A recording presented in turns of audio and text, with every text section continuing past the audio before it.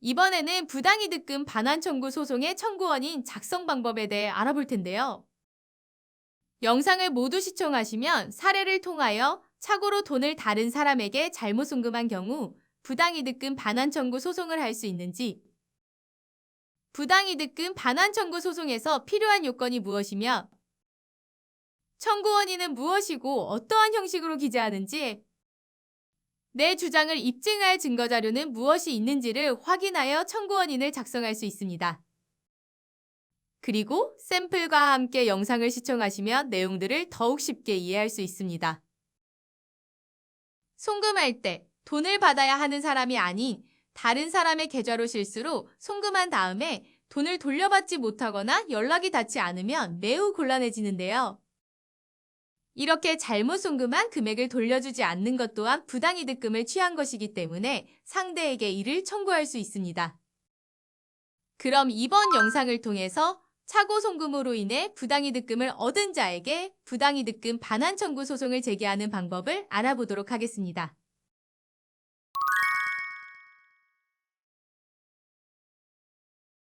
30대 남성 강모 씨는 동생과 함께 본가에 찾아가 부모님을 만나 뵙고 이야기를 나누었습니다. 그러던 중 부모님이 안마의자가 있었으면 좋겠다고 말했는데요.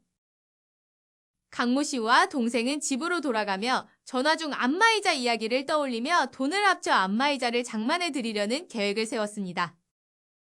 함께 안마의자 브랜드를 둘러보던 중 동생은 50만 원의 상품권이 있다고 이야기하며 각자 250만 원씩 부담해 550만 원의 안마의자를 사드리자고 이야기했는데요.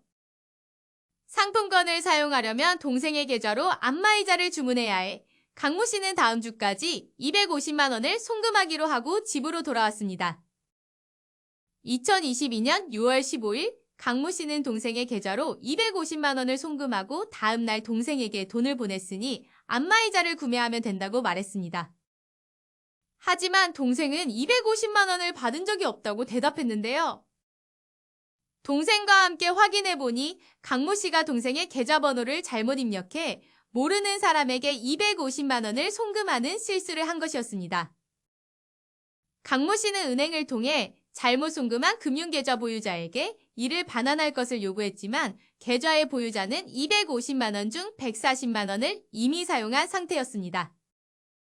동생과 함께 부모님께 선물을 드리려던 돈을 빼돌린 계좌 보유자에게 화가 난 강모 씨는 부당이득금 반환 청구를 통해 이를 돌려받을 계획입니다.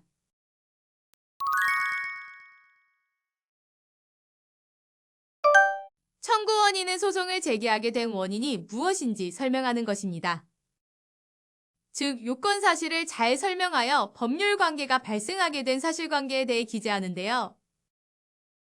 그렇다면 상대방이 부당하게 수익한 돈을 돌려받기 위한 부당이득금 반환 청구 소송의 기본적인 요건 사실은 나에게 발생한 손실을 상대방이 수익하였는지, 상대방의 수익에 법률상 원인이 없는지입니다.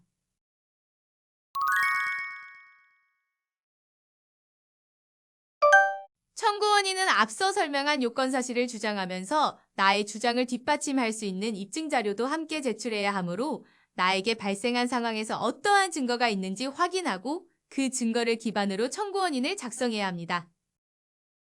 우선 법률 문서는 내가 주장하는 것이 무엇인지를 간단 명료하게 작성하는 것이 중요하므로 부당이득금 반환 청구 소송에서 기본적으로 들어가야 하는 내용의 목차를 보면서 함께 작성해 보겠습니다.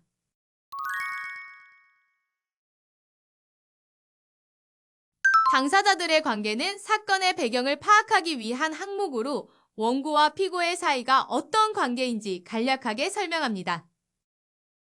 그리고 만일 이번 사례처럼 피고의 계좌번호 이외의 인적사항을 알지 못한다면 소장 접수 이후 사실 조회 신청을 통하여 피고를 특정할 수 있습니다. 이 사건의 발생 경위는 나에게 발생한 손실과 나의 손실을 상대방이 법률상 원인 없이 수익한 사실을 설명합니다. 그래서 우선 원고의 재산상 손실을 피고가 수익하였다는 사실을 설명하는데요.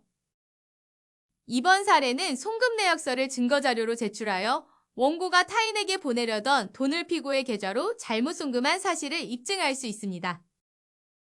다음은 위와 같은 경위로 피고가 법률상 원인 없이 원고의 재산을 수익하여 부당이득이 발생하였으므로 피고는 민법 741조에 의해 해당 금원을 반환해야 한다고 주장하였습니다.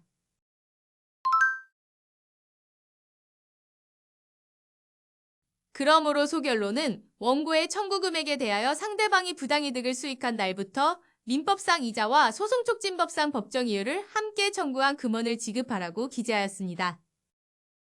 마지막으로 결론은 위에서 작성한 청구원인의 내용에 따라 원고의 승소 판결을 구한다고 기재하여 소장을 완성합니다. 입증 방법이란 나의 주장을 입증할 수 있는 증거를 말하며 청구원인에서 함께 기재해 주었던 증거들을 순서대로 제출합니다. 그리고 모두 작성한 소장은 피고의 주소지 관할 법원에 접수하는 것이 원칙입니다.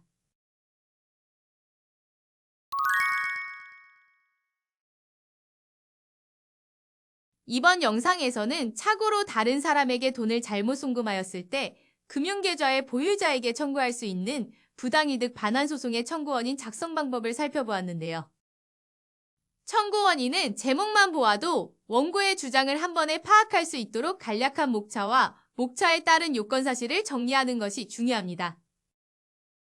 그러므로 나에게 발생한 손실을 상대방의 법률상 원인 없이 수익하였다는 사실을 입증하는 것이 핵심입니다. 그럼 여러분도 영상과 샘플을 참고하여 상황에 맞는 청구원인을 작성해보세요.